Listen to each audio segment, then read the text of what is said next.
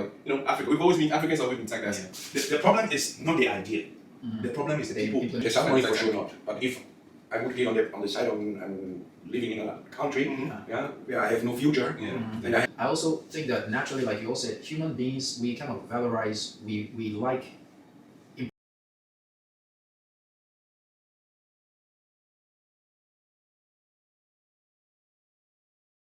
Hello folks and welcome to DLS Way. Today's episode we discuss something literally that everybody knows. It's been on the news. 5 wealthy people, boat sinking off down into the ocean on the quest to find the Titanic, exploration, whatever that means.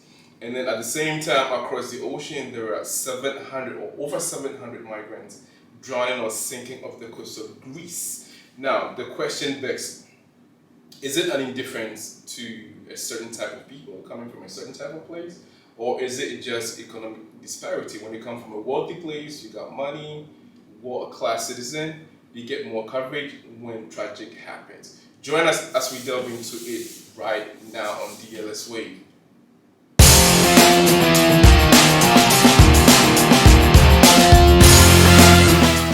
Alright, so as we mentioned, 5 wealthy people against over 700 poor migrants coming from poor countries. So question number 1 goes to, let's start with Mr. Lee right here. All right, so what is the disparity about? Why so much coverage on these 5 wealthy people coming from world class countries or first world countries? Right. And very little to almost no coverage around this over 700. I mean, both are tragic, but in terms of numbers, in terms of like media coverage, it looks like there's a little bit of bias. Okay. Yeah, I mean, to start it out, I would say that I think maybe, in my opinion, maybe the reason the Submersible one gained more traction than the 700 migrants is because the Titanic is famous and it has always been a fascinating story for many people. So if a rich person decides that they want to go down there and see the Titanic ruins, it's their own business, it's their own money.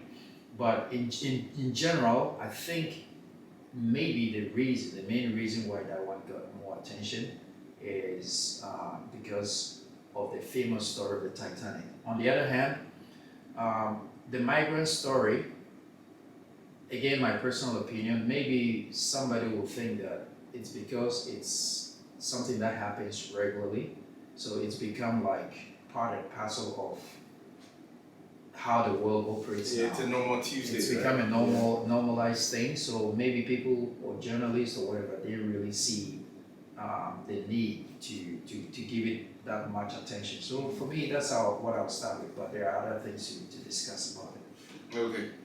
Well, I think I'll go with your line, but it's actually part of society not really care much about the poor. You understand? The way, not only social media, but the way life is in general, people tend to, oh, he's rich. This rich, famous person has fallen into trouble. You know, the same would happen to a poor person, and people go like, oh, that is how their life is. They live the life like that. Right. You understand? Yeah. So it is not news. It is not news. One, because of that journey, the journey those people take. They do it every year or every month, right? But with this other one, it's a project, right? And yes, they are wealthy people. That was part of the project, but it also has to do with curiosity. People are curious. Oh, what happened? How come? You understand? How far did they get to? And so that generates what happened to the submarine. And there's so many questions around. Yeah. Where this one, we know they are overload on the boat. There are people who are looking there, quote unquote, poor people who are looking for a better life, and they do that all the time. Somebody will say they've warned them not to do it, but they still do it because it's business for some people. So it is actually hard to accept, but that is the fact. That is my point. Right. All right, so this also kind of like makes this come into mind. It's, I mean, we all knew going down there to look for the Titanic. It's definitely a dangerous quest, right? It's pretty dangerous.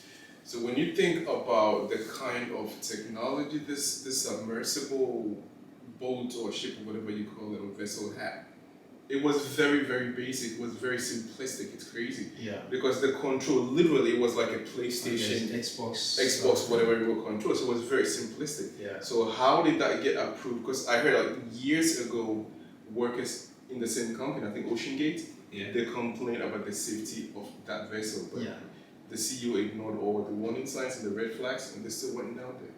Mm-hmm. So should that quest or exploration or whatever, should it have been approved in the first place? But who is supposed to approve it? That is the question. Because you want to say something. I want to just add on something because I think both tragic accidents, I think both sides know the risk they went in, right? Exactly. But the purpose is a total different. I think people who get on a vessel and won't go to enter the Western world, they have a different proposal or a target and seeking for a better life. But these 5 people, what they're seeking for is, I think, is fame. Adventure, Fame, maybe getting even more richer because we all think, or still there's some rumors, there's still gold and whatever to find discovers on the Titanic. So, I think this need to go back, not just the tragic himself, but what drives people to go to such a quest. Right. I think with the submersible, the rich guy who went with his 19-year-old son, his colleagues and friends were saying that he's a very adventurous person. He likes things like that, things that people are not willing to do, what he wants to do. So he naturally is someone who is adventurous. So even when he was going down, from the news, his son and others were kind of like nervous, but he was like really excited. With all the warning signs. Exactly. He was like, there are people like that, daredevils. They don't care about the danger. They just want to explore. So that I want to ask this question. It's an individual thing. Would you do it? I don't think I would. Not even for $1 million. No. But another question that comes into mind is, would you do it? Which one? The vessel or the submarine? the vessel, like submarine. exploring down there, going to the ocean. Right. Cool. Yeah, but the thing is, like, these people, everybody had to pay $250,000 to get on the vessel to go explore on this Titanic. So 5 people, that's over $1 million. Which is, we are talking about the submarine. Yeah, the submarine. So this is why people have mixed feelings about it. There are equally poor people or like, charity organizations. People can use this money, right? And then just like when people started shooting off to the moon, right? Just for 3 minutes and they had to pay like millions of dollars. So people are still coming back to the same thing. Why don't people use this money to help people who actually need it? It's a puzzle we will not be able to answer because, yes, natural, let me use the word, choose my words carefully, but let me use bluntly, sensible people, right, the first thing they would do is to, where can I donate this money to improve somebody's life? But somebody who does not see, what is the point? Somebody who doesn't see, they want to achieve something. You understand? They want to, like he said, famous, probably find treasures. Yeah, but it could also be like it's been their lifelong dream, right? Maybe that is what I'm trying to list. Let me just also add to that. And also, if someone has worked hard to become rich, maybe one of his dreams is to go down there. So we can't really, on a personal note, we can't really judge that person because maybe I'm working hard to buy a Bentley in the future. So if I achieve that, no one should question me. Yeah, no one should be like, oh, you exactly. help somebody else. That was the point I was trying to. You the one saying it, go and help the people. Yes, like everybody has a dream, and their dream is to one day go down there, possibly find something, be known, or they're already famous. No, I won't say they're famous, but they are wealthy. but they are not that famous I mean, for to people, some of for us. someone like that, to even hang a picture of he being down there in his office brings him business deals. It's the question you're asking is like people who collect treasures, yeah, and especially painting. Yeah, paintings. Mhm. Yeah. The amount they sell painting for, It's ridiculous. Yeah. that can change a whole country's life Yeah. just for one painting. Mhm. But somebody will just buy it because of He just the likes reasons collecting known paintings, best known to them. Yeah. You know, so it is then going down there. It's a personal, for me, that is how I see it. It's a personal adventure Yeah. they wanted to have, Okay. Right. and Now, they know it could- comes with risks. Yeah, So could this tragedy have been avoided?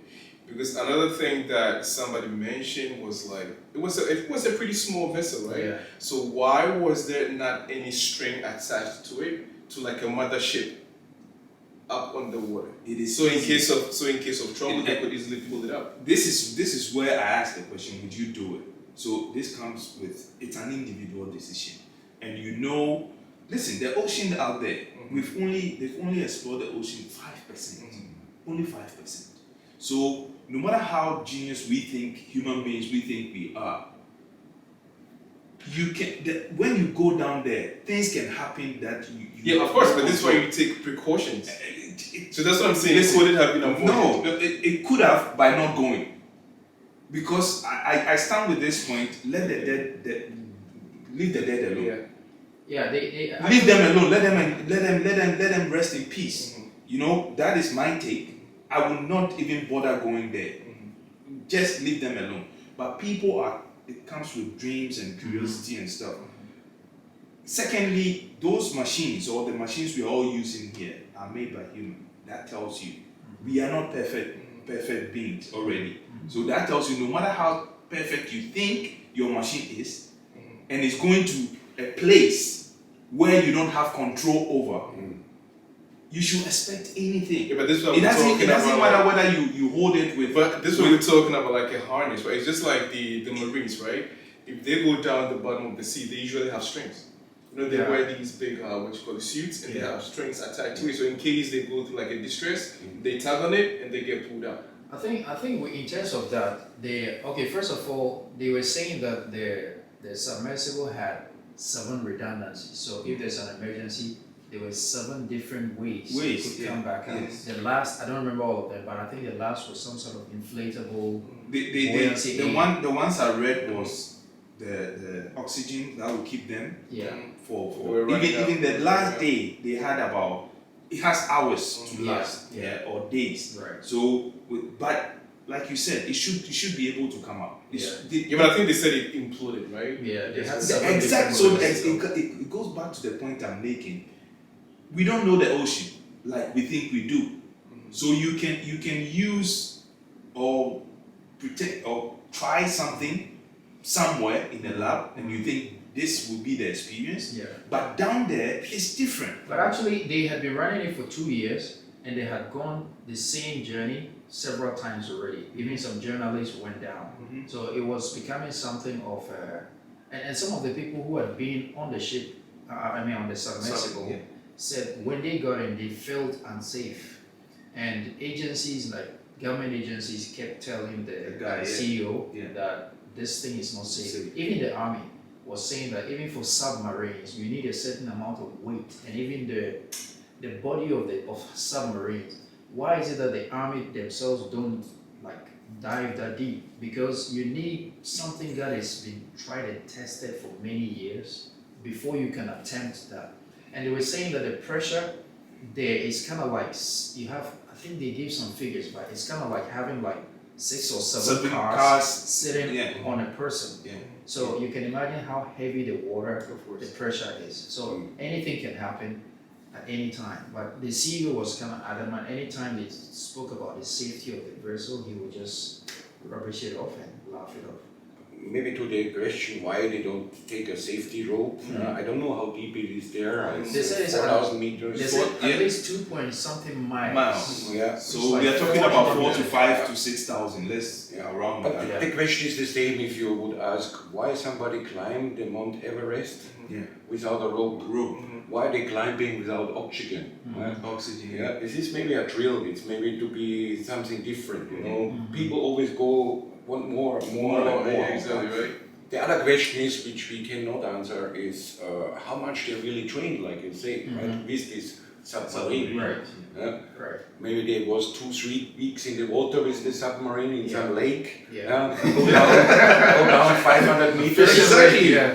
Go down 500 meters, and then they think they're ready. Yeah. They're ready Right. for this journey. Because right? people can wait, naturally they want to do that because Oh. it's possible. It can be a technical failure. Right? Yeah. Everything is possible. Right. Exactly my point. And another thing is, And I think, sorry, Yeah, I go think ahead. to the joystick issue, I think the joystick is not the problem. Because they fly drones with a kind of a PlayStation, you know. Yeah. But we're talking about the bottom of the ocean, it's a Yeah. whole different ball. That's what I'm saying. Right? And I think the biggest problem is, like you mentioned, is it's the weight. The weight. Let's underestimate. Even professional military submarines, they cannot go that deep. Yeah, but that's what I'm saying, that it was too simple Yeah. for that kind of it's mission. like of 4. quest, It's like right? 4 kilometers down and down the sea. It's like what Mike just said. You going to like a certain lake somewhere, and you have a lab somewhere, and you kind of generate what you think the weight might be. Yeah. It's different in the ocean, man. Yeah, of the course. ocean is Of something The ocean, different. I'm telling you, we've only Yeah, but explored usually the ocean these for- guys know the figures, they know the data, they know. I mean, That- they so do it their goes back to research, yeah. what they both said. Even the military, the submarine that we all know, the submarine, they don't go that deep because they know Yeah. after certain pressure. Or But after even certain not going level- that deep, you can see how heavy and bulky the submarines Yeah, are, right? yeah, Like, yeah. tough. Yeah. So this was like, I don't know, it was like, there were a whole lot of red flags. All right, let's come to the other side of the world, right? Where these migrants drown. Now, it's easy for everybody to say, oh no, I wouldn't do that, I wouldn't go on that kind of like, mission or quest just to attain, I don't know, citizenship in a different country or in a first world country. Mike, what would push you to risk your life on the oceans to get a better life in a different country? I mean, what would push What you? I mentioned before is, yes, I would not go on a submarine, but I would maybe risk my life to go on a vessel. Yeah, It doesn't say what would make And- you really risk your life. because if I see on the other side of the ocean is a total different lifestyle, and there is maybe a chance to be a part of it. Yeah, I can maybe feed my family. I can feed. I have opportunities. Right. Yeah, and it's just crossing the ocean. Yeah. Yeah, it's not I need to go down 4,000 meters in the Right. deep, or I need to use a rocket to go to another planet. Right. Yeah, I think I would risk this. But you think it's worth it? It's worth risking your life? No life which get grounded in the ocean is worth it. Yeah? For sure not. I think we need, or not we, but I think the world, or especially also the Western world, need try to avoid this. So that's even somebody need to go on a vessel. Yeah. Right. Right? Right. Why we need vessels? The question is it business wise? It is business. It is business. However, I don't know that in this way. And that's where I want to add that the problem here is not the people moving from, going on the ocean. The problem is the type of vessels they're using. Because we have ships that travel from across oceans for 20, 30 days and they arrive safely. So it's a kind of boats that are being The number on used board. on the kind of water and the number of people who are on it. If you have a cruise ship or a big boat, it's not a problem. But if you have a small canoe that takes 50 people and you You get do to a crowd. 200 people, Yeah. obviously you're signing your death warrant. So, like rightly mentioned, it is business, right? Yeah. So for people in like Libya and other places that connect to Europe, the countries in North Africa, there are people now who are running this as a business. So they will take a small boat and overload it because if I take $100 from each person, feed 200 people, that's a lot of money. And you can have like 2 trips a day. And the guy who is maybe piloting the boat, he has all his safety gear. So even if there's an accident, he's still safe. He can swim to shore. But what about all the other people? But the other thing I wanted to say about this, why you asking about why would someone risk? I think, like Michael's also saying, it's migration is not a new thing.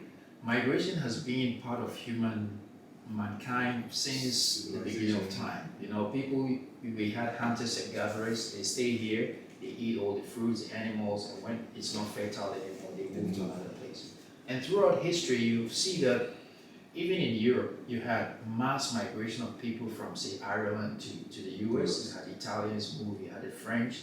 So traveling is not a bad thing for new opportunity, and it's nothing new. It's just like, again, like Mike said, that the countries that have made it should take a second look at how maybe they can contribute to avoid people moving. I mean, contribute to collaborate with the developing world to see if they can do something for people back home so that they stop these journeys. Because I don't think these journeys are going to stop anytime soon. Yeah, but that's the thing. Do you think there is a way to actually mitigate these kind of situations? Because I feel like the governments are trying. I don't think they're not trying. I think they're really trying, but it's just difficult to stop the influx. Because at the end of the day, I feel like developing countries, things are not getting any better. Things are not getting any better, regardless of how much the West or IMF pumps into those countries. There's always a way, but I always go back to we are screwed as a continent, as a world, because leaders become entitled. They use their so a country will say, I don't want to accept any I'm not even giving the type of visa that would let you come in and feel comfortable. Legally. Yeah. You understand? Okay, somebody will also say, okay, I will give only 1,000. Yeah? Somebody say, I give 500. But then, because we all know that things are not going the way each country should behave, people would want to go to places to seek for. But those other countries sees as an opportunity to kind of squeeze money. And secondly, this is where it gets more political, because then people start to make money from that side. So we talk about the boats. Are you telling me the boat is just sitting there and then a group of people just pick it up and then they sat on it without knowing how to sail it to the next destination and then they got there? No. This are planned, and they move according to times, hours, where they can get to their destinations, hopefully, without being spotted by the guards on the other side. So this is actually, the way I say it, it's a cartel. It is what it is. And world leaders, every country leader knows what is going on, but nobody wants to touch it. Okay, maybe not everybody agree, but what now I read and what I hear about, like the Danish model, they won't go. And they, if you want to immigrate to Europe, you need to apply already in your home country.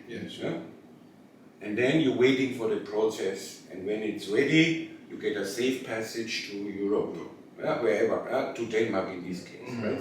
And they say, yes, you're ready, we are ready, you can come, but in a safe passage, not on a vessel overloaded. Documented. So I think the model is not bad, because I save lives, right? And instead of waiting, who make the journey, waiting in a Danish camp, or anywhere in a camp there, and have nothing to do, and waiting there for the process, I think it's better you can stay and wait at home and with your family, and hopefully it goes through. And during this time also, I think I would go even a step further, because Europe is leaking of workers, of these things. I would go even a step further and say, okay, let's see what we need. We need car mechanicals, or we need plumbers, or we need this. So during this period of waiting in their homes or in this state of process, I give them already the education.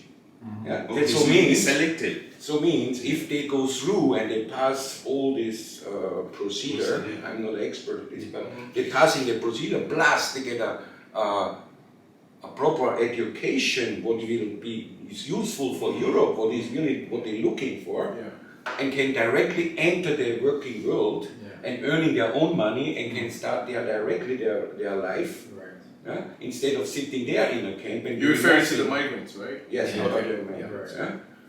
So, and even the process will not go through, or they maybe change their mind and say, no, actually, I want now stay at home because I have a proper education now. I'm a perfect plumber now, or a car engineer, or a car mechanical, whatever, or a carpenter. I can open my own shop, my own business in my own country and can make money. Yeah.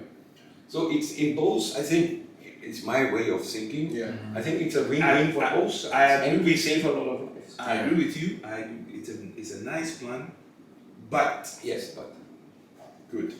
But where I come from, anything that is related to, you have to apply, and you have to wait, and you have to, that is where people take advantage of. So I'll give you an example.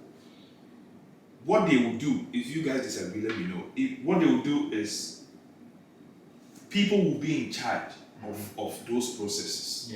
And that is where the corruption comes in.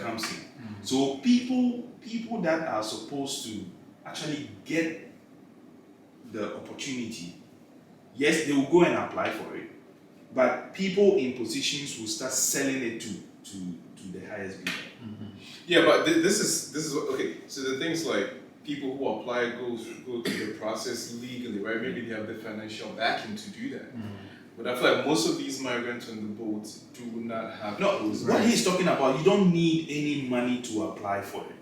You don't. What he's saying is, it's just an application. set up You a go. trade. Yeah, Yes. but that also But that is becomes what a I'm burden to the government or the local government. The right? local government will take advantage of it and go like, okay, people. It's like, for instance, there were stories about the police. Yeah, I'm diverting the police service in Ghana or the military service. There were a lot of rumors going on that when you need, they cut corners. Right. But then every year the process is open. That is what For recruitment. that is what they claim. Yeah. And we see people apply for it. Yeah? But at the end of the day, rumors comes out that, this guy was able to enter because Yeah, backdoor so channel. it is it's a everywhere. backdoor That thing is- I'm yeah. talking about. Yeah, the application will be there and it's free. Right. It is free, you don't need money. Which is it's a brilliant idea. Right. But I'm saying But there's no free lunch. the continent we are coming from, Right. people will take advantage of it. People will be the boss of deciding somebody's fate. But honestly, I don't think it's just from the continent. I think there's no free lunch anywhere Yeah. regardless. Also, Because I hear about in the States, in Europe, the same thing. You It have to happens. pay It your happens way through. everywhere. I also want to bring it to this point. When we talk about people applying, like we said before, the people who are getting on the boats usually are mostly low class people, not the middle class or upper class, but lower class people. And these are people who maybe in 1,000 years can never get a visa, genuinely, because it happens, and these are facts, that if you're from certain countries, like developing countries, mostly in Africa, getting a visa to an advanced country can be very difficult. Sometimes you need, Even when you qualify. sometimes you need a collateral. You need to show that you have a house, you need to prove that you return. So someone might have a good intention to go to, say, Europe, because we're focusing on Europe because of the migrants. Have a good intention, I genuinely want to go to Europe. I want to help, to serve, to work, to help the economy, but also earn to be able to support my family back home. But if the person wants to go through the right channel to get a visa, they can't get a visa because of all these strings. I'll give an example. There was a time a Ghanaian, a senior medical doctor in Ghana, applied to go to a conference in Australia. Prior to that, he had been to presented at conferences in the US, in Canada, and many other countries. He was denied a visa, and he was in his 50s, almost 60. He has houses, he's a senior medical officer, he has kids, he has a job, he lectures, and he was denied an Australian visa to go and attend a conference. That really pissed him off, so he wrote in the national newspapers complaining why even someone of his caliber was denied a visa to go for a 2-day conference in Australia. And what happened? They rescinded the decision because he put it in the national papers. Yeah. And we're talking about a senior medical officer. So when you come down to the level of someone who is just a mechanic or electrician, it's very, very difficult to get a visa. So that's another problem, why people don't use the right channels. But I think, most of the states, countries, they are business driven, right? Of course. And now we hear in Europe permanently, we're leaking of plumbers, we're leaking of mechanicals, we're leaking of welders, we're leaking of this, we don't have, we need to open our gates. Yeah. And, but it's even they open the gates, it don't mean you get the right people, right? It don't mean they are from day one ready to work, because they need to then follow a certain process, right? Yeah? And that's why I think if the economy, like all these big businesses, behind this, I don't think that we don't need a politics for this. They build our kind of a training centers there, which they provide food, meals, a little bit of pocket money, because they do it at home also, but now they don't have people for it. I don't want to mention big companies which they would appreciate it, right? But instead to waiting for these people to come, the right people, why we don't give them the opportunity back there, and then they have all reason, because then I say, I need for next year, or I need in the next 2 years, I need 200 mechanicals. Right? Yeah, but I think the problem and is... these 200 mechanicals, they are, if they can pass, and if they do well and do nothing wrong, and everything is fine, everything is according to procedure, for them, these 200 visas is done.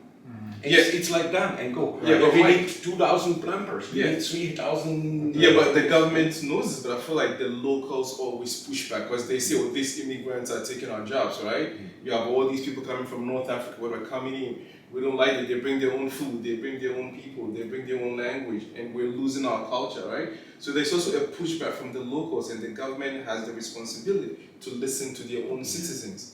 So it becomes a bit tricky, because I think most would rather prefer people coming in, like, from advanced countries who already have a knowledge of maybe science, technology, and stuff like that. Because I think that is what the Western world wants. They want people who have the capacity to contribute. They don't want people who are coming from, like, Africa. Africans have always been tagged as liabilities, right? We always show up in the category of problems, not as a solution. So honestly, I know there are people who do bad things overseas in the West, in China, but I feel like most of the people, migrants coming overseas, they actually work hard because they need to get money, earn money, send it back to families that can almost work hard. But it looks as if the locals always feel threatened that people are coming in to take their job, to take their whatever, like in housing, wives, girls. I'm agree and disagree, because I think the Western world, and I can speak from Europe, they don't need, or they're not now looking for 200 brain surgeries. Exactly. They don't need that one. What they need is, let's say, the basic jobs. Skills, right? Skills that you join. That's what they need, and that's the mass what they need. Not one super brain surgeon from, I don't know, from Ghana, which have 3 doctor degrees. No, for sure they also want it, but this is one person. But what they need is maybe 10,000 mechanicals. What they need is maybe 20,000 plumbers or carpenters or their basic root jobs who do this, who can fix at your home something, who can do this. And during the training in the centers, they already get the language, they get use a little bit to adapt a little bit to the culture. I think this is not a difficult thing, and a little bit culture exchange is nothing bad, right? You say we immigrate since day one, right? And we mix up cultures. Why not? We're living now in a global world. The world is round. So I think, in my opinion, is why we don't avoid these vessels to get back to the basically, Right. right? Yeah. And Yeah. put people in a risk, Mhm. yeah, and risk their life for 3,000-4,000 euros or even more. What I read, Yeah. and it's a Thousands. fortune, yeah. Yeah. Instead of using or invest there in the Western's future, Right. because otherwise it's anyway it makes no sense also for the Western world, Right. because even you get immigrants but they cannot work or they cannot adapt directly, makes also no sense for the Western world. Yeah, but let me make It's a one win-win, very I think. critical Exactly, yeah. point. If you go to Africa, the same thing, there are lots of foreigners in Africa from all across the globe, right? But None there of them came on a boat. yeah, I know, but it's not like they all come with like super set skills to really contribute. Most come just to trade normally, or most come just to buy stuff. Most Start come life, just yeah. start life afresh, right? But on the other hand, whenever it's like the opposite, it looks like when it comes to Western, there's a lot of pushback on migration. There is a lot. There have been countries that turn boats back around to go back home. There are countries that put the migrants in camps, trying to process them to take them back to their home countries. Right. I think I understand where Michael is coming from, and I think it's a good point. Let's also compare that to the NGOs, right? I think what Michael is saying is the role that non-governmental organizations from Europe are playing in most African countries. But I would say that I can say confidently that most of that money goes down the drain, because I think it's a better use of the money in the way you are describing it. That's the ideal situation where you create training centers that can help the local country, and also Europe can employ skilled people from these centers. I also agree that that might be a better way to solve or to help the local country and also to acquire the skills. Because most of these NGOs, what do? They come and they create like, sometimes yes, they create like learning centers and all that, but it's not for the purpose of helping to fill the skills gap in Europe. So if centers like that are created, rather than giving money to NGOs, and sometimes, frankly, some of the money ends up in private people's pockets. Truth be told, that's They'll the say problem. that we have an organization that is helping disadvantaged pregnant women or kids who've lost orphans and things like that. But at the end of the day, the money ends up in someone's pocket, you know? So if these centers are put up to train people on, say, in Africa, for example, then from these centers, you can say, okay, this year, Belgium needs 200 plumbers. These 200 plumbers can be picked from some of these schools, and there's no issue about visa or anything. It's direct because you're qualified, you know. And then some of those people can also work as professionals within the country. I'm telling you, that school will be the I won't say the most corrupt, but ICE will be. If it's free, then no, the if corruption it's free, lower, yeah. But it will still be the same. And let me explain. Yes, they will get the people. You will get the people. But let's say I work there. Right. Yeah, and we know the culture back home. And this is not me shitting on my people. It happens everywhere. Corruption happens everywhere. So China here, they say who you know. Yeah. Good. So I'm in charge. This is what is actually happening. It's happening because there have been certain NGOs that have been set up doing something similar. Yeah. Where they train people, they give them the opportunity to even travel to other countries. You understand? But those people on top, they will go like, yeah, we need people. And there are a lot of people on the street that are looking for opportunities like that. But then they get people who will go and say, hey, there is this opportunity here. But hey, I can get you there. But before I get you there, it's free. You know, when I get you there, you don't need to pay anything. But before you get in there, you need to pay me something. The problem is not the idea. The problem is the people implementation. in the implementation. Right. Because we know, I don't want to sit here and pretend like I know where I'm coming from. Somebody will take advantage of it. When we were going to school, just divert a little bit, secondary school, back then, there were people who did not get their first grade schools or their first choice. but they were able to go to those schools. Yeah. Not because they had the best grade than you, but because the father or the it is something that is ingrained in our culture. But I think if I'm agree with you, as you there is an opportunity there, so there's an there's another opportunity. Yes. But if we try to, it should be like, I can only speak for the, let's say, especially the German system. You learn the job, you're sitting there, you theoretically and practically, right? This is very unique. And this to implement, but you need also teachers from Germany there, going there and teaching and control this and doing the tests, so you're qualified. And I think, to come back to this point, if it's a cooperation between locals and also with, let's say, from overseas, let's say from the Western world, sure, you never can 100% ensure and guarantee there will nothing happen, but why we not try it even? Right. We try things like teaching in Ghana, and maybe you know more, farmers how to plant tomatoes in a big scale. But in the end, all these tomatoes, they get rotten there because they are too expensive compared to imported tomatoes, right? So we are willing to try this thing and spend a lot of money. Instead, we maybe try another system. Where people can move I think, let me just check this one. I think Mike it's makes peaceful and it costs. I think you made an important point when you mentioned cooperation between the locals and the international organizations. Because if you make a cooperation between foreign governments and local governments, that's where the problem is. But if the locals know that they have a stake in it, they have a say, they themselves will protect the program. But if you leave it in the hands of, so locals can form their own committee to manage it. But once you give it to the government, that's it. That's where the corruption comes in. All right, friends. There's been so much deviation, but we'll come back to we'll convert back onto the topic proper. So, last word from everybody. Why do you think the 5 wealthiest people are getting more coverage than the 700 migrants?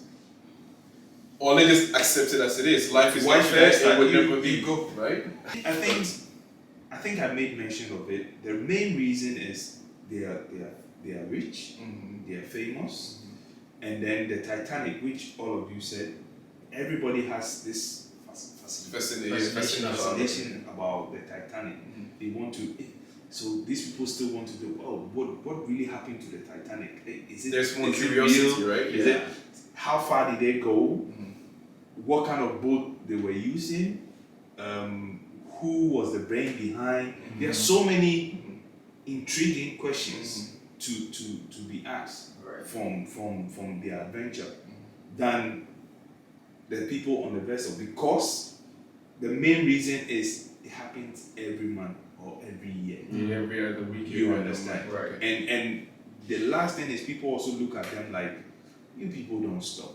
You don't know how you put yourself there. Let me put it like that. Right. You know all the risks and you still want to do it. So we keep warning you. It's like people are actually really, you can add racism to it, but it is something like when somebody tells you something, you guys stop it. It's okay. Stay in your country. The money you spend on being on that boat is not worthy of losing your life. But they also look at the quote unquote so-called opportunity they will get if they're able to get there, come out of the camps and start life. You understand? So let me just go and people leave their families, people leave their, but for me the news was more on the rich just because they were rich, and the main reason they went there is something everybody wants to know. All right, you take mine. I also agree with you. I think it's in general the public who read the news or want to hear or want to see the news. They are more interested in famous, rich people to read something about them, than rather than maybe some nobody. 1,000 kids feel hungry somewhere in this earth on the planet, somewhere on a place on this earth. Yeah, this is not that interest for the society. Right. Like 5 or 1, even 1. Okay. rich, famous person. Right. You know? So, yeah, but that is how the society work and the media work. I think the media they feed the demand what the public, the society wants to see. Yeah. So it's also up to us if we put them so much attention in it, or we just let it be and say, okay, like you said before, rest in peace and sorry for that. Yeah? But let's look at maybe other tragic events Right. daily happen in every hour. Yeah. Right. So your point is the media focuses on, the media let us, or the media drag our attention on what. No, what we show the medias what we want to see. Okay. And the media for sure is business. They feed us what we want to see. And I think that's in our own decision if we don't put this focus on this submarine story because nobody read it, nobody cares. Right? Rather to ask the media what's about in Ethiopia, what's about in Kenya, what's about in South America, what's about in other places in this world where thousands of kids feel hungry, Right. or losing their parents or whatever for a tragic event. Give us this information and on what we can do. Yeah, also for me, besides the point that I already made about the fact that the Titanic is famous, and so any news around the Titanic will be popular. I also think that naturally, like you all said, human beings, we kind of valorize, we like important people, famous people, rich people. We like news around people. Exactly. It's just like sometimes you see programs where a CEO will dress like an ordinary staff and they pretend to be a new person in the company and they're treated badly. And then eventually when they reveal who they truly are as the owner of the company, then suddenly everybody starts to respect the person. Oh, I didn't know you were the CEO. I'm so sorry. We see programs like that. That is just a classic example of how the human brain works. I think it also has to do with how our brain works. We're naturally drawn towards things that are rich, that are beautiful, that are more important, honorable people. But when someone is a commoner, we don't really care too much about that person. So I think it also has to, it's got to do with our brain setup as well, which maybe is influenced by the culture, how we see things. Alright, and that wraps it up, folks. I think it's pretty much like the entire society has mixed feelings about it because when it comes to Submersible, some folks are going to say, oh, these guys are rich and they should stop doing stupid stuff, like all that rich people do is like, silly stupid stuff. On the other hand, other folks are going to say, hey, listen, these were probably their dreams. They were trying to like explore and have like, a one-time opportunity in a lifetime, right? To experience something that rarely people do.